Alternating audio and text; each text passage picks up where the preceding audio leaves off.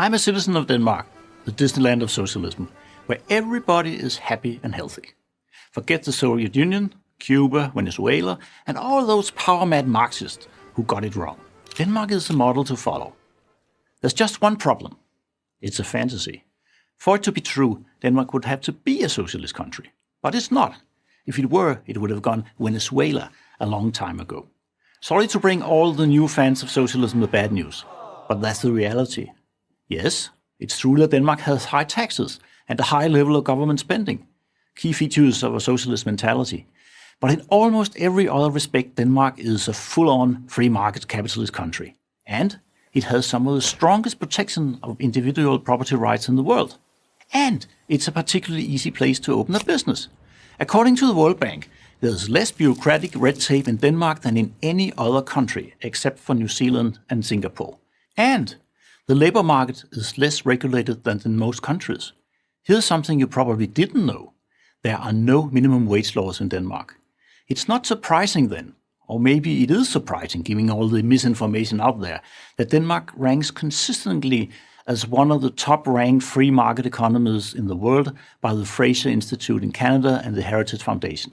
So if Denmark is not a socialist country, what is it? The answer is pretty straightforward.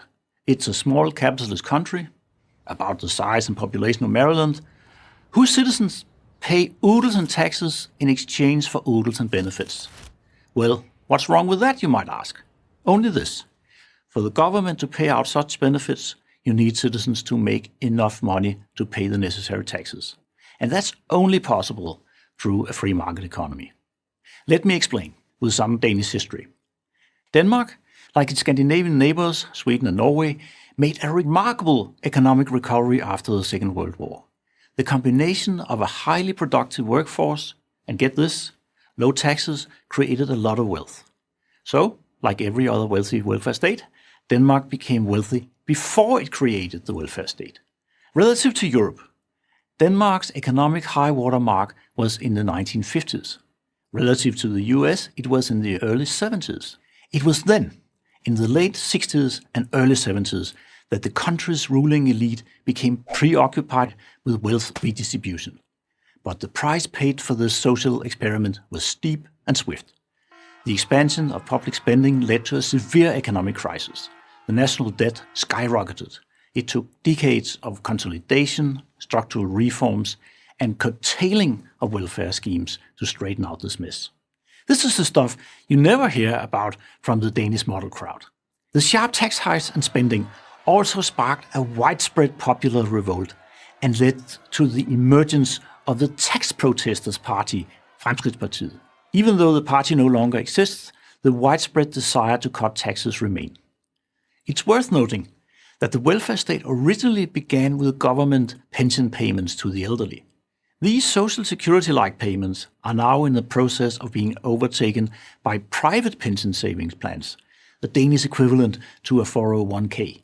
That's right. In reality, Denmark is gradually moving away from US-style social security. It can't afford it. Denmark, the so-called socialist model, is returning the responsibility for retirement savings back to its citizens. And what about healthcare? Free, right? Nothing is free. Danes pay for their healthcare through their high taxes. Private healthcare insurance is available, however. It's becoming more and more popular as long wait times associated with government-run medical care becomes less and less popular. But in a welfare state, education is free, right?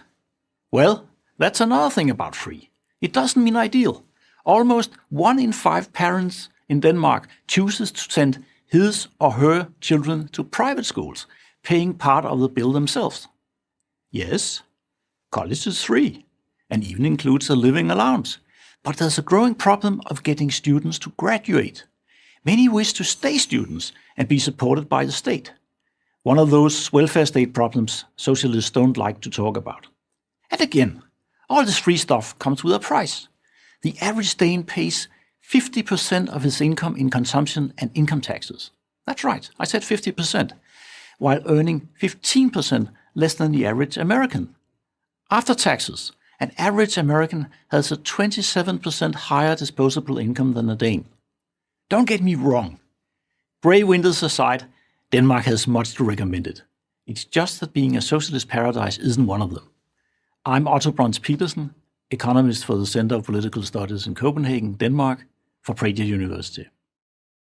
Thank you for watching this video. To help keep PragerU videos free, please consider making a tax-deductible donation.